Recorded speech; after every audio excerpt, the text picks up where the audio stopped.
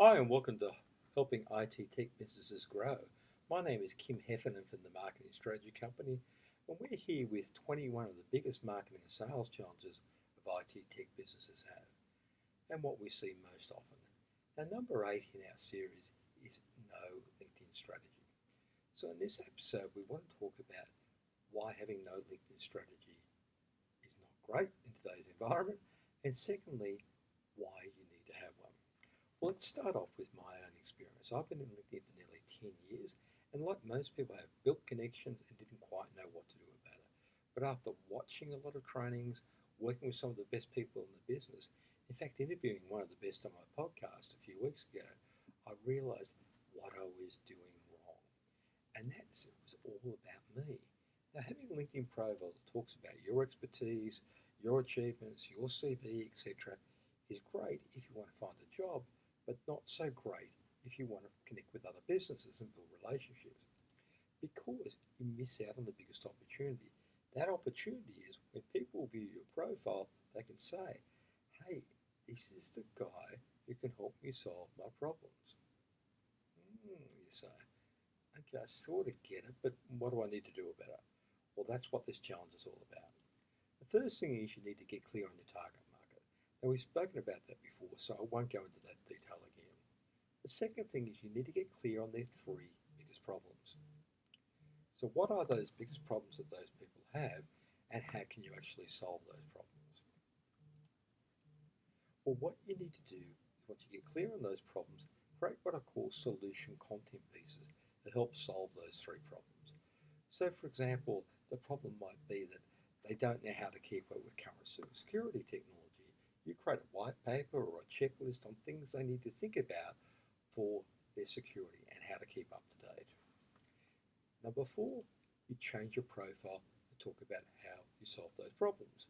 So in your LinkedIn profile, you don't talk about your business and your expertise, but you talk about these are the three biggest problems we always see around IT, and we have solutions to those problems, and here's our solutions. Number 5, you then use advanced search to find those ideal prospects you're clear on. In my case, for example, it might be IT companies in Sydney, the title manager.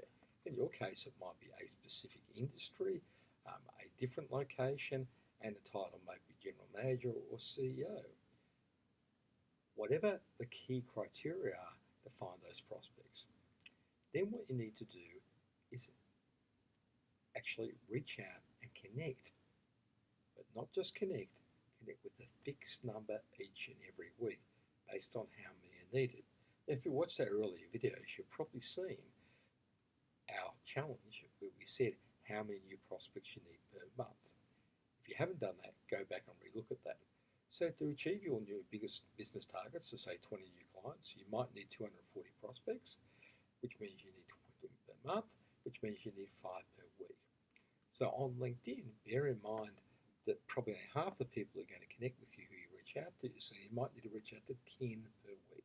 So if you reach out to 10 every week with a personalised message, something on the lines of, hi Kim, how you doing? We help solve people's IT problems. I'd love to connect with you. Just a really simple request. And when they connect, you need to thank them for the connection and send back a personal message. And here's where that content piece comes in I was talking about. Reach out and say, hey Brian, thanks for connecting. I thought you might find this attached article on how IT companies can use LinkedIn to build lead flow. May not be the case with you. Often their clients struggle with how to build lead flow with LinkedIn. We'd love to hear your feedback. Now, in your case, you might say, hey Brian, thanks for connecting. I thought you might find this attached article on how businesses really struggle to handle security and what to do about it today. It may not be the case with you. Often their clients struggle with that.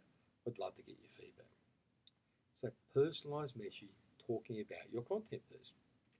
Then what you need to realise is that one touch is not going to convert that into a prospect. So you need to track it via a CRM and track every step of the process. So I use HubSpot CRM and I'll track, say, I sent them a LinkedIn profile request. Here's the message I sent back to them. Then in a week's time, I'll plan to send another note to them. Now, if you have an assistant or a VA, they can actually do this second part for you. They can do this part for you. So once you identify the prospect, the whole thing can be easily outsourced as well. So that's our process, 8-step process for getting more leads. If you would like that done for you, we have a program called Lead Boost, which does exactly that for you and a whole heap more. You can find out about it at themarketingstrategy.co Lead Boost. We also have a free marketing plan template you can download at themarketingstrategy.co Roadmap. And we also have a podcast with the wonderful Gillian from the LinkedIn Ninja Down Under that talks about how to use LinkedIn to build leads. So 3 great resources to help you maximize LinkedIn and make sure you got your LinkedIn strategy working properly. That's it for episode 8. We look forward to seeing you on the next episode. Thanks for joining us.